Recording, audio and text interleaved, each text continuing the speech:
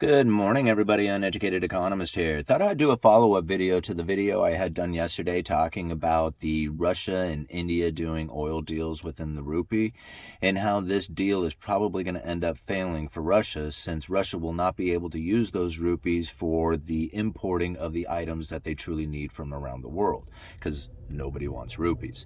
Now, this has been my argument pretty much since the time that I heard that Russia is going to start selling oil to India inside of rupees, and here it is. They are sitting now on a lot of rupees that they just can't use.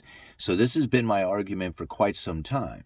A lot of people are now in the comments section saying, well, you just don't see it from the other side. Russia can use these rupees to buy gold and rice from India. And I thought to myself, well, India has banned the exporting of gold in the past, and right now they do have a current ban on rice.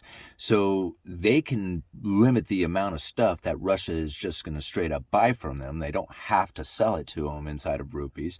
That would be an opportunity for Russia, but it would be very limited to the amount that they are actually going to acquire. So they can't like trade oil for rice and oil for gold straight out of India. India would not be accepting of that deal. Now they are accepting of the deal of them, trading oil for rupees. But again, now Russia is sitting in a position and it's just like, man, what do we do with all these rupees? So India, on the other hand, has to figure out a way for Russia to be able to invest these rupees if they want to continue on with these oil trades like they've been getting. Because after a while, Russia's going to be like, we just can't do this. We're sitting on excess reserves that we just don't need, right? I mean, we need to buy stuff, and we can't buy stuff because you don't have the stuff that we need. So this is really the opposite side of the argument that starts to take place, is that what is it that's going to take place going into the future if Russia is going to continue to be selling oil to India with cheap oil to India using rupees, and then acquiring an excess of rupees that they can't use? Well, India wants to become a manufacturer, right? So you think about it.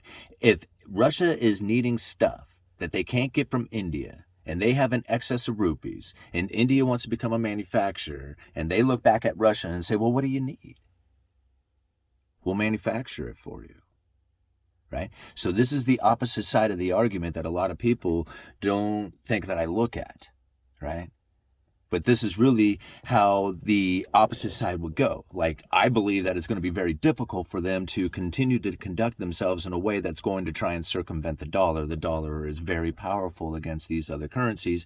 And if you don't have the dollar, you're going to have a very difficult time acquiring the things that you need from the globe, right?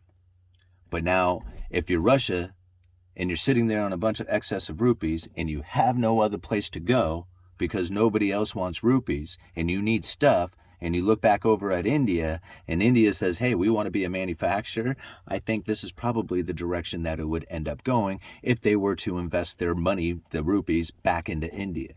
They're not going to buy their commodities. They're not going to buy their gold. They're going to invest into their manufacturing base.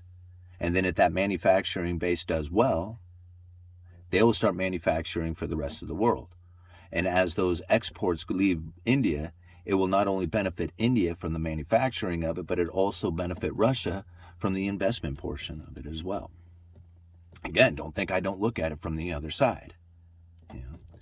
But I do believe that whole scenario will be very difficult to acquire. And again, time will tell if this actually takes place. Not all investments churn out. Many investments fail. In fact, I probably imagine that most investments fail. All right. I just wanted to put that one out there, but also wanted to say that I'm going to go live here in about an hour, noon Pacific time here, September 11th, which happens to be my anniversary, my wedding anniversary, which was, my wife and I, we got married before, the 9/11 attacks. But yeah, what a strange anniversary to have, right? Also wanted to give a shout out to the Stock Pulse Silver Symposium. That's going to be taking place here at the end of the month. I'll leave a link down in the description to that so that you can get your tickets to the Silver Symposium Vegas convention. It's going to be super awesome. I can't wait to go and do that. Let's see here. I guess that's it for now. So come join on the live stream. I'm going to talk about the homeless issue in Portland. I got a little bit more information on this, and what I thought had been taking place seems to be the case. So we're gonna look at the article that I found. I had sent an email to the individual who had wrote this opinion piece, and I hope to get a response from him. Perhaps we can even do an interview to get like a little bit more inside knowledge into it.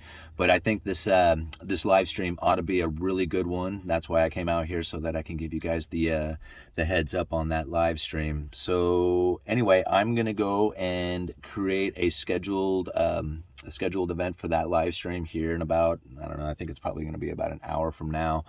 But at 12 o'clock Pacific time. I can't speak now. I think that's it. Okay, Uneducated Economist, you let me know.